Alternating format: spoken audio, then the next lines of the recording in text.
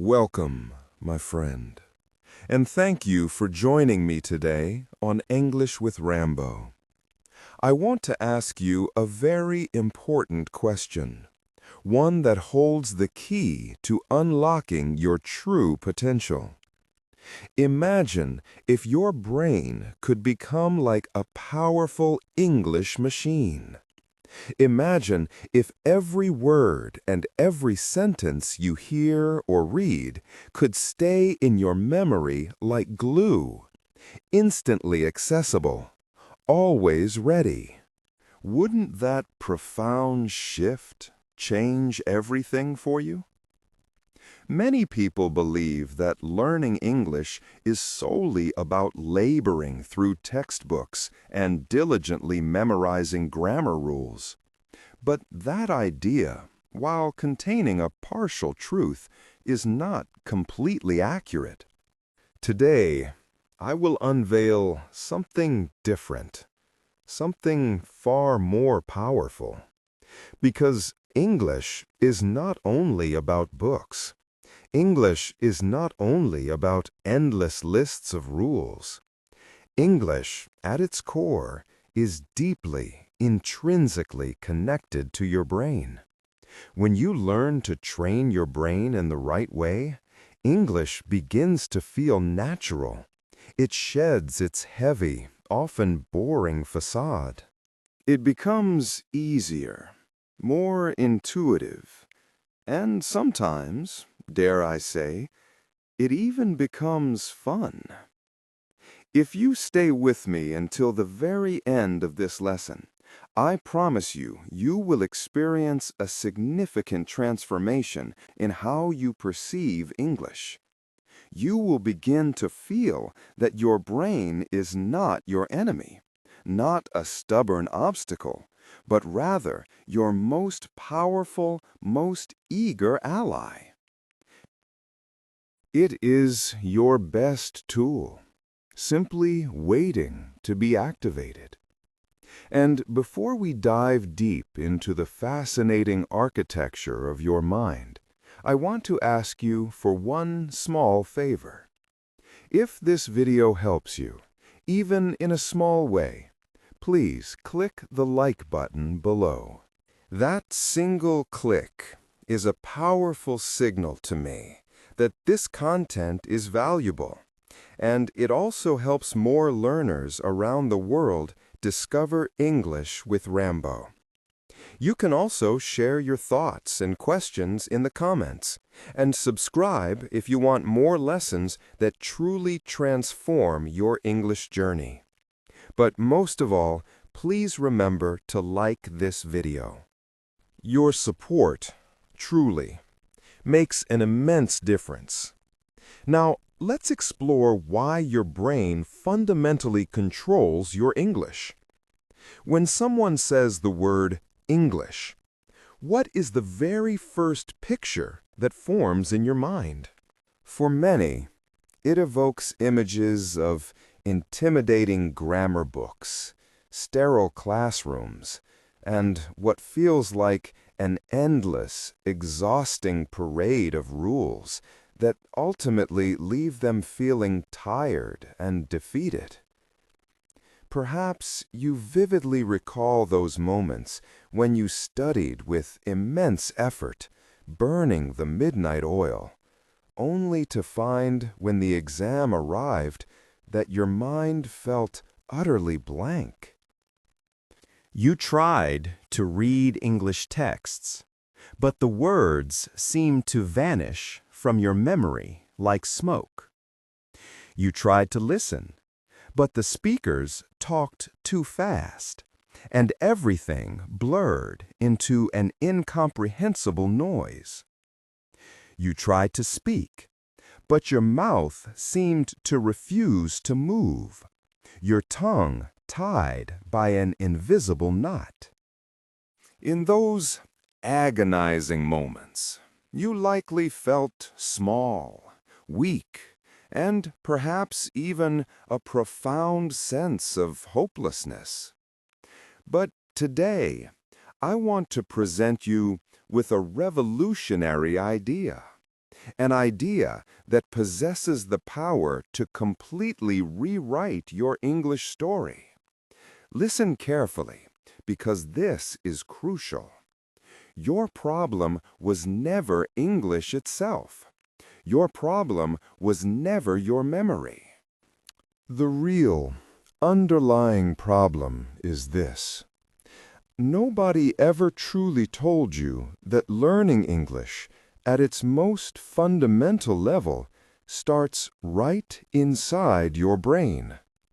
Your brain is the most powerful, most sophisticated machine you will ever own in your entire life.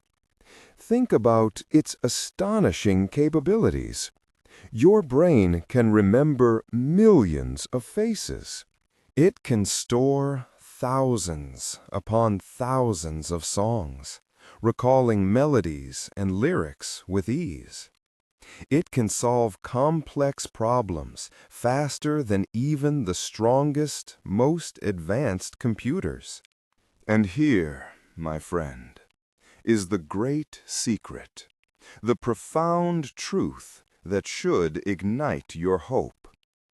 The very same brain that helped you learn to walk, to eat, and to articulate your beautiful first language can also help you master English. You are not broken. You are not too slow. You are not too old. You already possess the most incredible tool you need. You only need to learn how to train it correctly, intelligently, and compassionately. The brain is like a muscle. Consider your brain in the same way you think about any muscle in your body. If you never engage in physical training, if you never lift weights, your muscles will naturally remain weak, underdeveloped. But if you lift even small weights, consistently, every single day, your muscles will grow stronger, more resilient, more capable. The brain functions in exactly the same way. Every small practice you diligently do in English is like lifting a little weight for your mental muscle. Perhaps on the first day, you don't immediately feel stronger.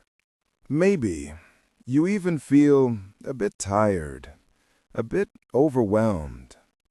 But if you commit to continuing, day after day, week after week, your brain will begin to surprise you with its incredible adaptability. One day, quite spontaneously, you will open your mouth and English will come out naturally, effortlessly. It will no longer feel like laborious study. It will feel like life itself. Talent.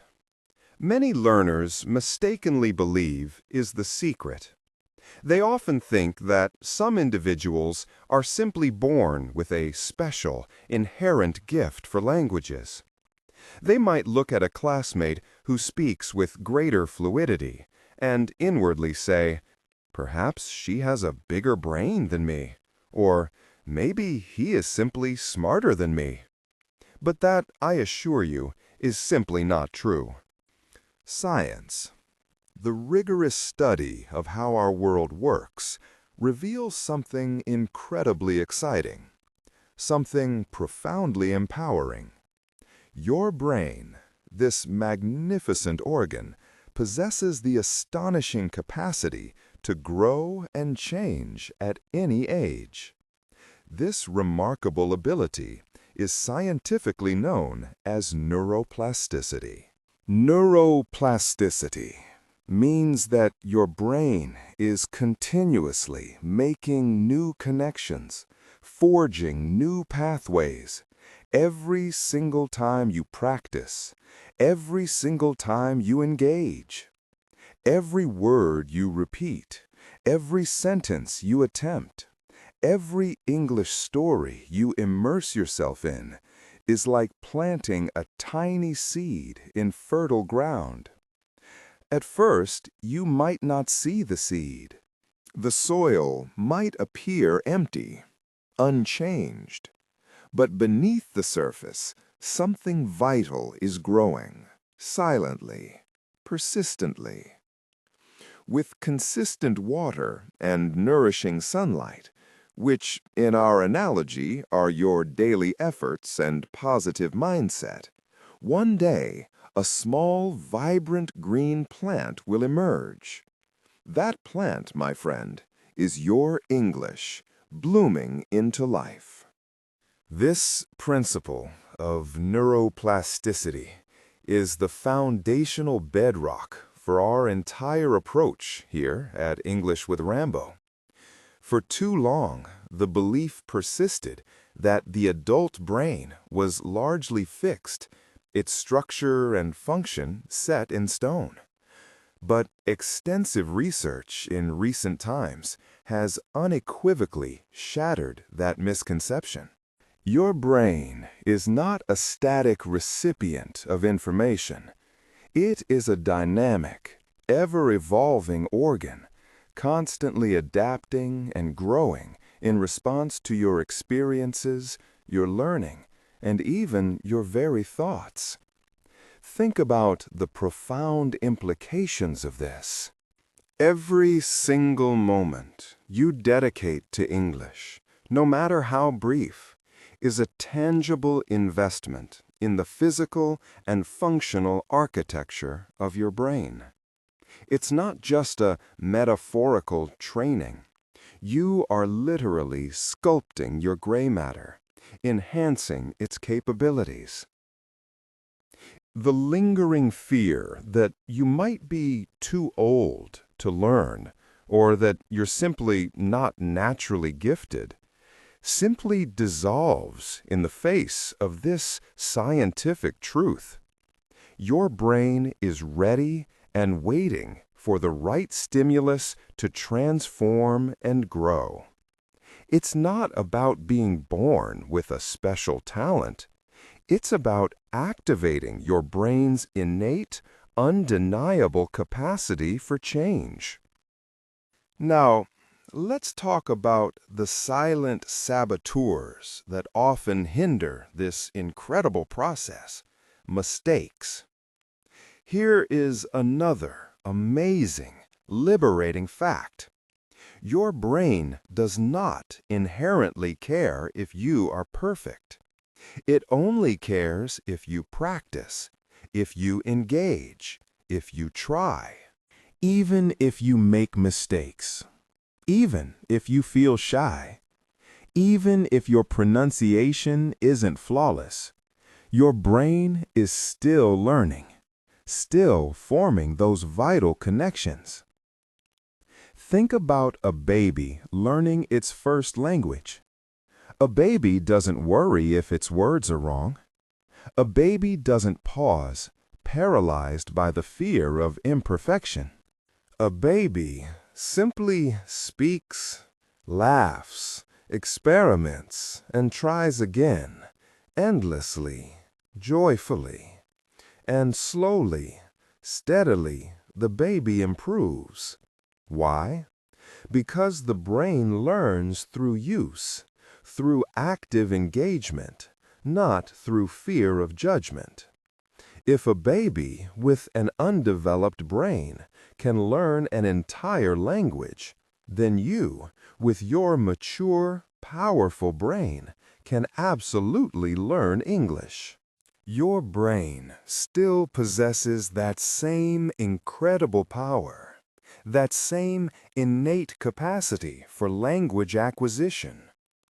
This brings us to the fascinating science of memory. Because without effective memory, language acquisition would be an impossible feat, a continuous exercise in frustration.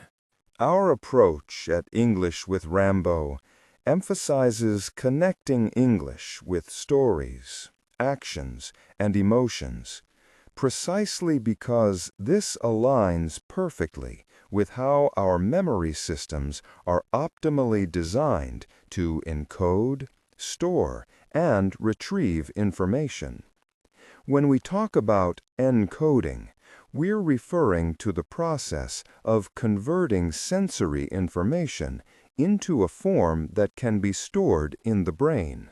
Shallow encoding, like simply repeating a word over and over without context or meaning, leads to weak, fleeting memories. Your brain, being incredibly efficient, tends to discard information it deems irrelevant or isolated. However, deep encoding, which involves making rich connections, creating vivid associations, and engaging multiple senses and emotions, leads to robust, long-lasting memories. This is where storytelling truly shines. When you learn new vocabulary or grammar within a narrative, your brain activates a broader network of regions, including those involved in imagination, emotion, and visual processing.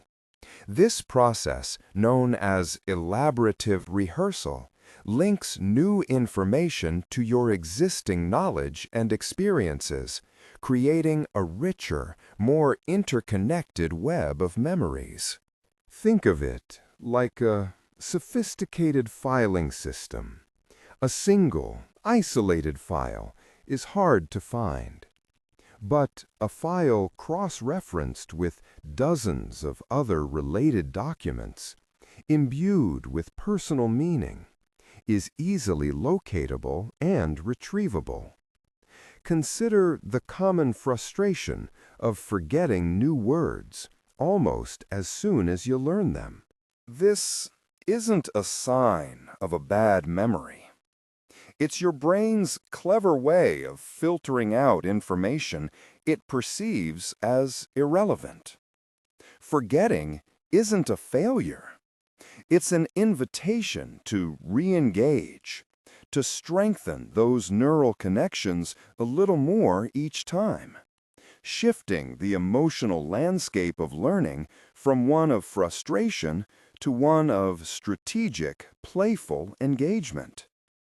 Furthermore, the amygdala, a crucial brain region involved in processing emotions, plays a significant role in memory consolidation. Memories that are tagged with strong emotions, whether positive or negative, are often recalled with greater vividness and accuracy. By consciously associating English learning with joy, curiosity, or even a sense of playful challenge and accomplishment, we are essentially leveraging this powerful emotional tagging mechanism, making the information stick more effectively. We're not just learning words, we're creating emotionally resonant experiences that our brains are naturally wired to remember. To make this practical, let me give you an example. Instead of just associating the word serene with calm, close your eyes for a moment. Imagine a serene lake at dawn, mist rising gently, the air cool and still around you. Feel the profound peacefulness. Hear the quiet sounds of nature. See the soft, muted colors of the morning sky. Connect serene to that feeling, that imagery, that personal narrative. The more personal and vivid the story, the stronger the neural hook, the deeper the imprint on your memory. Emotions are the glue that bind memories. Can you link a new phrase to a moment of genuine happiness, a surprise, or a touch of wonder? Can you infuse a word like resilience with the memory of a personal challenge you overcame, feeling that surge of inner strength once more. Moreover, our bodies are incredible memory machines. When you learn a verb like to stride, don't just say it. Physically stride across the room, feeling the movement in your legs, the swing of your arms. If you're learning to gaze, look out the window and gaze at something, letting your eyes linger, feeling the intention in the action. This kinesthetic connection grounds the language in your physical reality, creating another powerful pathway for recall. By weaving stories, emotions, and actions into your learning, you're not just memorizing, you're experiencing English, making it an intrinsic part of your personal narrative, a living, breathing aspect of your own unfolding story. Beyond encoding, the principles of storage and retrieval are equally crucial. One of the most powerful evidence-based strategies for solidifying memory is spaced repetition. Research on the forgetting curve demonstrated that without review, we rapidly forget newly learned information. However, by strategically reviewing material at increasing intervals, we interrupt this forgetting process and strengthen the neural pathways associated with that memory. Each successful recall session not only retrieves the information, but also reinforces its presence in long-term memory.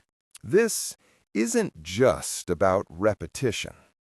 It's about timed repetition that optimizes memory consolidation. Another powerful technique is active recall, often referred to as the testing effect. Simply trying to retrieve information from memory rather than passively rereading it significantly enhances retention. When you shadow a speaker, try to recall a phrase or complete a sentence in English. You're actively engaging your retrieval pathways, making those connections stronger and faster. This process actively forces your brain to work, strengthening the very neural networks responsible for accessing that language. Moreover, context-dependent memory highlights that we often remember information best in the environment or context in which it was learned. While we can't always learn English in a native-speaking country, we can create our own mental and environmental contexts, using English during specific times of the day, associating certain rooms with English practice, or even having an English mode where your inner monologue switches. Finally, the role of sleep cannot be overstated. During sleep, particularly deep sleep, your brain actively consolidates memories, transferring them from temporary to more permanent storage. This means that consistent, quality sleep is not a luxury for learners. It's an essential component of memory formation and language acquisition. By integrating these scientific principles into our learning strategies, we ensure that the effort you put in translates into lasting knowledge. Now, let me ask you something profoundly personal. How many times have you told yourself, "I am bad at English"? How many times have you quietly, perhaps unconsciously, whispered, "My brain just cannot do it"? Every single time you uttered those words, whether aloud or in your mind, You inadvertently trained your brain in the wrong, limiting way. You told it to stop.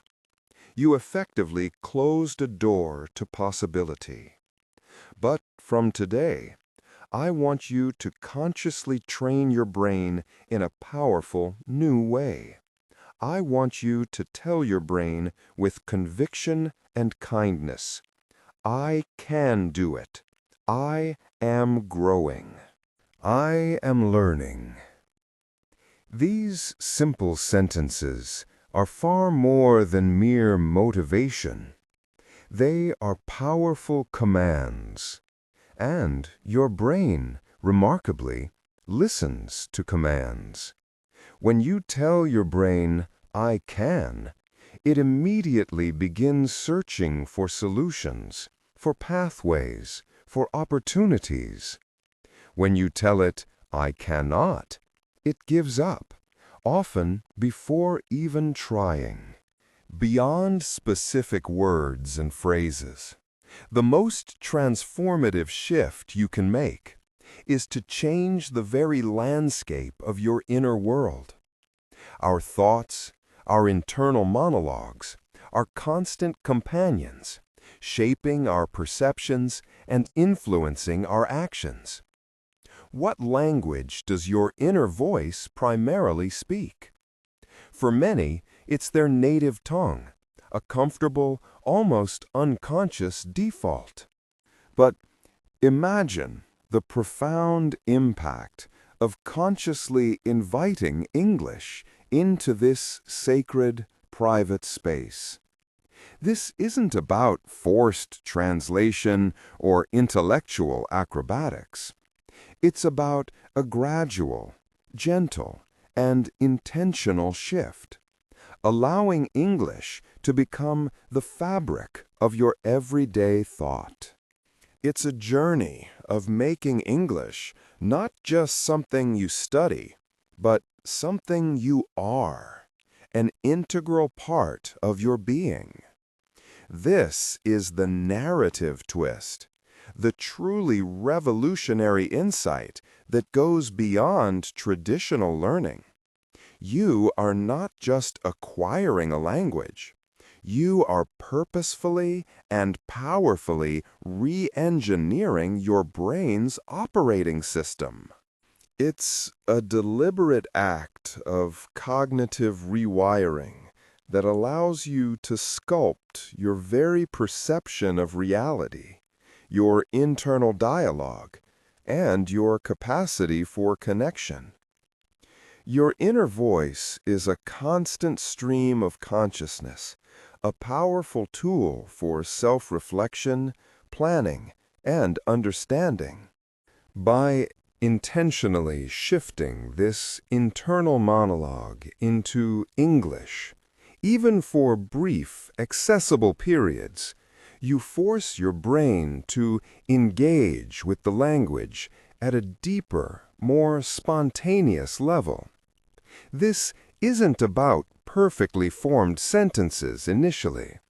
It's about the consistent effort to process thoughts directly in English. It trains your brain to access English vocabulary and grammar automatically, rather than always having to route through your first language.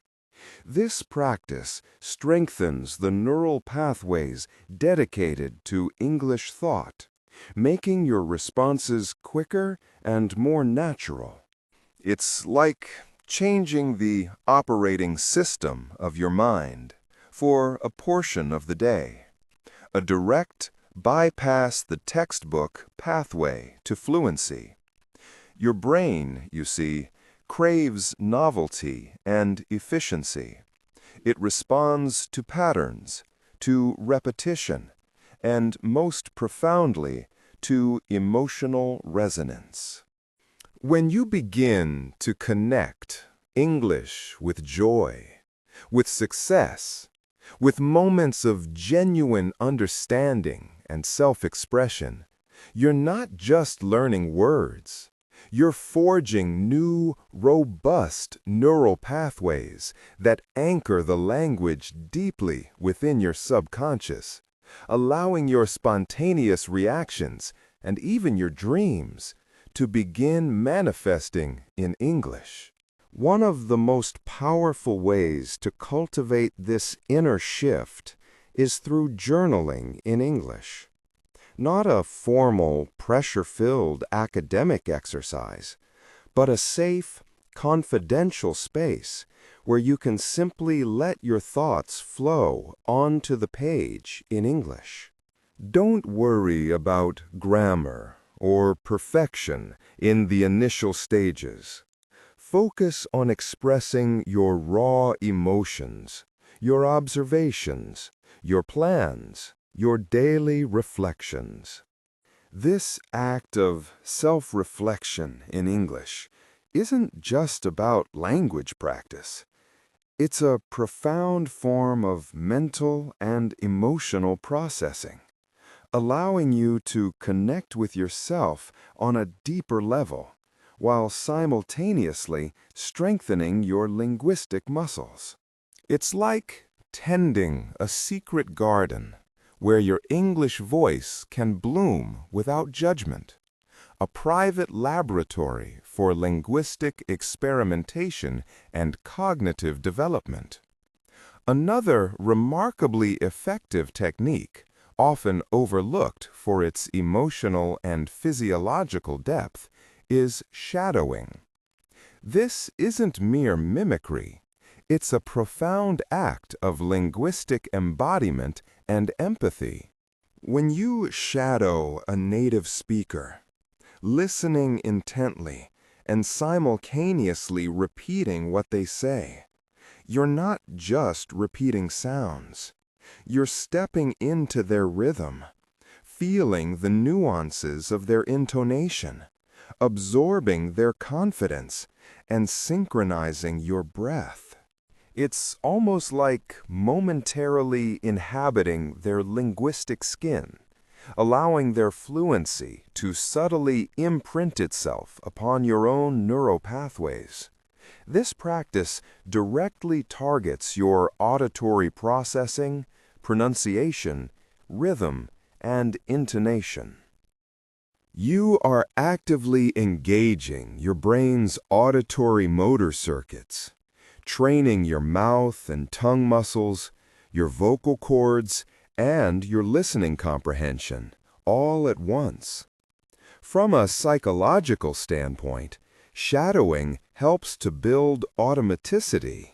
It bypasses the analytical, overthinking part of the brain and encourages a more intuitive, embodied understanding of how English sounds and flows.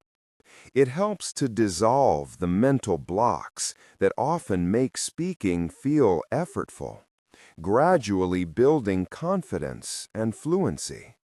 This is a full-body engagement with the language, teaching your brain how English feels on a physiological level. It is incredibly interactive, even if you're doing it alone, because it forces your entire system to align with the target language.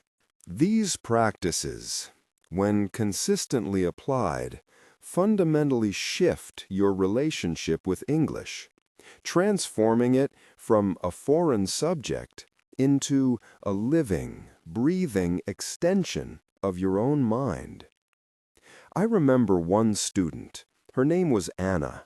She approached me convinced that she couldn't learn English because her memory was bad. She had failed many tests in school, carrying the heavy belief that her brain was simply weak. But I gave her one very simple exercise, a psychological intervention disguised as language practice.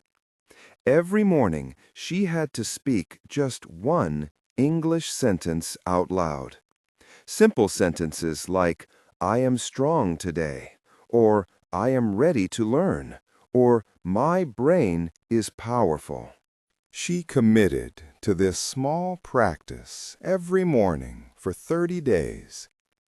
In the beginning, she told me she felt silly, a bit self-conscious. But at the end of the month, something truly amazing happened. She wasn't only speaking those daily sentences, she was also remembering new words easily, understanding conversations with greater clarity, and her confidence soared. What had changed? Not her innate talent, not her past academic record. The profound change was in her brain. Her brain became stronger, more receptive through this consistent, deliberate daily training. This story of Anna beautifully illustrates the power of small actions, big results. Now, I want you to imagine yourself. Imagine you consciously decide to give your brain just 5 minutes of focused English engagement each day. Imagine you listen to one short English story, perhaps before you go to sleep, letting the language gently wash over you. Imagine you write one simple new word in a notebook and consciously look at it and connect with it 10 times during the day. These are not grand, overwhelming actions, yet they are incredibly powerful. Each one is like a drop of water, and as we know, many drops together make a vast ocean. With many such small, consistent practices, you create a brain that speaks English naturally, effortlessly, beautifully. The journey to fluency is not a sprint. It's a marathon built on consistent action. And the science of habit formation provides the blueprint for sustainable progress. The grand illusion in language learning is often the pursuit of intense, sporadic cram sessions.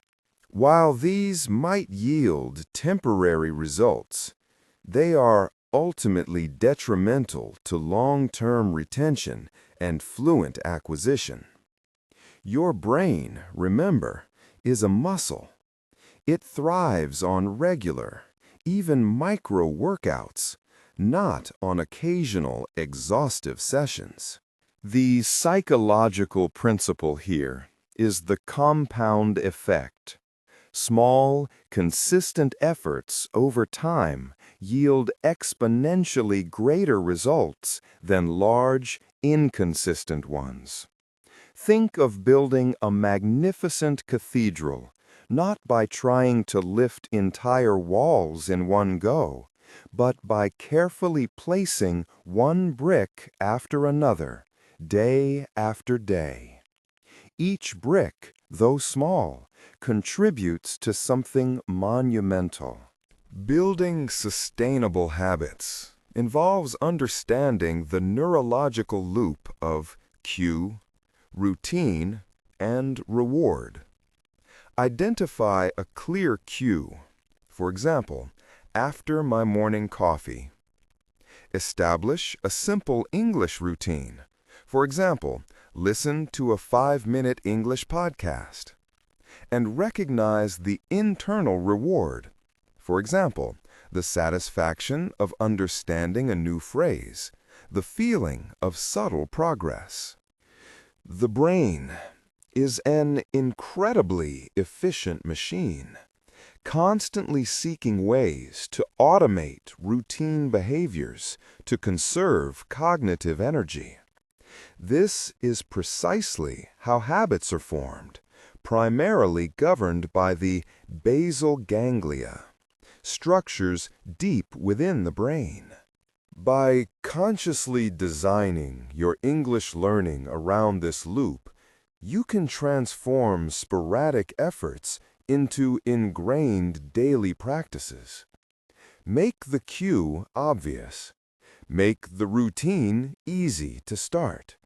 And ensure the reward is immediate and positive. Over time, these small, consistent actions become deeply cornbiad neural pathways, requiring less conscious effort and becoming an automatic part of your identity. This brings us to the concept of identity-based habits. Rather than just saying, "I want to learn English," shift your self-perception to, "I am an English learner." This internal shift powerfully influences your actions, as our brains are wired to act in ways that are consistent with our self-image. When you see yourself as someone who consistently engages with English, your brain finds it easier to initiate and maintain those behaviors. The powerful surge of dopamine, a neurotransmitter associated with reward and motivation, plays a crucial role here. Even small wins, understanding a new sentence, successfully using a new phrase, trigger dopamine release, reinforcing the behavior and making you want to repeat it. This neurological feedback loop is what makes sustainable progress not just possible, but intrinsically rewarding. The truth is clear. Your brain is not your enemy. It is your best friend. It wants to learn. It wants to grow. But it is waiting for you to train it, to guide it with intention and compassion. Wake up your brain. When you stop saying, "I cannot," and consciously start saying, "I will try," "I am learning," your brain literally wakes up, its neural circuits becoming more active, more receptive. When you provide it with daily, consistent practice, your brain becomes sharp, agile, and remarkably efficient. When you consciously connect words with feelings and actions, your brain remembers them not just as abstract sounds, but as rich, multisensory experiences, easily retrievable. Your English is not far away, a distant, unattainable dream. It is inside your brain right now, waiting for your deliberate, empowering training. However, learning is not purely a cognitive exercise. It is profoundly influenced by our emotional state and mindset. This is where the wisdom of psychology truly empowers our learning journey. One of the most significant barriers to language acquisition is the fear of making mistakes, often stemming from a fixed mindset. Research by psychologists has demonstrated that individuals with a fixed mindset believe their abilities are inherent and unchangeable. They tend to avoid challenges and see mistakes as undeniable evidence of their inadequacy. In contrast, those with a growth mindset believe their abilities can be developed through dedication and hard work.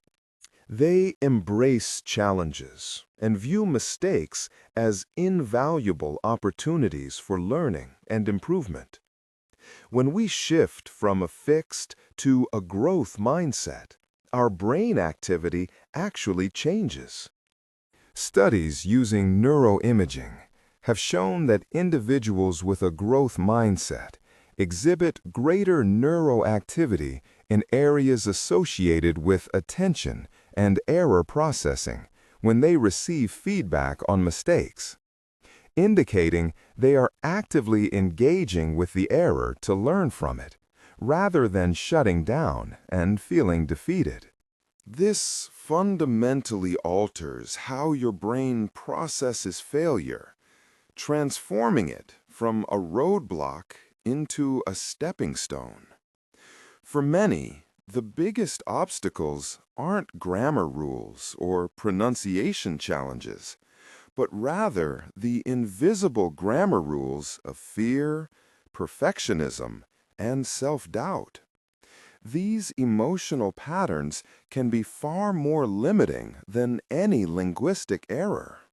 We might call them cognitive biases that prevent us from taking risks, from speaking up, from embracing imperfection. The surprising truth here is that managing your emotional state is as crucial, if not more so, than managing your vocabulary list. When we allow fear of making mistakes to paralyze us, we actively prevent our brains from engaging in the very activities that lead to fluency. Your brain, being a masterful protector, will try to avoid situations that trigger strong negative emotions. This is where the amygdala, the brain's ancient alarm bell, can fire, associating the language with stress, anxiety, or even shame when a mistake is made. This creates a vicious cycle. Fear inhibits learning, which leads to more mistakes, reinforcing the fear. The first step in truly training your brain for English often involves training your emotional intelligence around learning. How can we reframe a mistake not as a failure, but as vital, illuminating feedback? How can we cultivate a sense of playfulness that makes errors feel less catastrophic and more like exciting clues on a treasure hunt? It's about rewriting the internal script that tells you you're not good enough or that you'll sound silly. This involves a conscious effort to reparent our inner voice, not just in English, but through English, using the language itself as a tool for self-affirmation and emotional regulation. By understanding and actively shaping these psychological frameworks, we can dissolve self-doubt and unleash your brain's full learning potential. Ultimately, the most profound paradigm shift we offer at English with Rambo is in redefining what fluency truly means.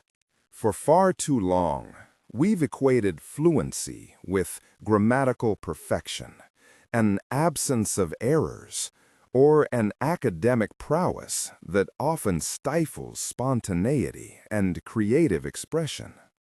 This outdated, rigid definition is a significant source of anxiety and holds countless learners captive in a cycle of self-criticism. My revolutionary perspective, one deeply rooted in psychology and human connection, is that true fluency isn't about being flawless. It's about achieving emotional resonance and authentic self-expression through English. It's about the profound capacity to connect, to empathize, to articulate your unique thoughts and feelings, your sense of humor, your passions, and to understand the nuanced tapestry of human interaction, all within the English language. When you shift your focus from scrutinizing every grammatical detail to the genuine goal of conveying meaning, on establishing heartfelt connections and on expressing your authentic self, your brain automatically reorients its priorities. It transitions from an overly analytical, self-conscious mode to one that facilitates seamless, intuitive communication. In this space, mistakes become largely inconsequential compared to the pure joy of understanding and being understood. The fear of imperfection dissolves, replaced by the courage and intrinsic desire to engage. This holistic view understands that language is fundamentally a vehicle for human experience, a bridge between minds, not an abstract puzzle to be solved. When English becomes a conduit for your emotions, your humor, your passions, and your genuine curiosity, it transcends being a mere skill. It becomes a powerful extension of your identity, a vibrant new lens through which to perceive and interact with the world. This is where the profound liberation truly lies, where English transforms from a daunting goal into a boundless tool for self-actualization. So today, this is your crucial first step. You truly understand the truth that your brain fundamentally controls your English. If you train it with intention, with compassion, and with consistency, English will come alive inside you. If you ignore it, if you allow fear and old habits to dominate, English will unfortunately stay far away, a dream just out of reach. But I know you are ready. I know you are strong. The very fact that you are still here, listening to this, tells me that your brain is awake, curious, and eager to grow.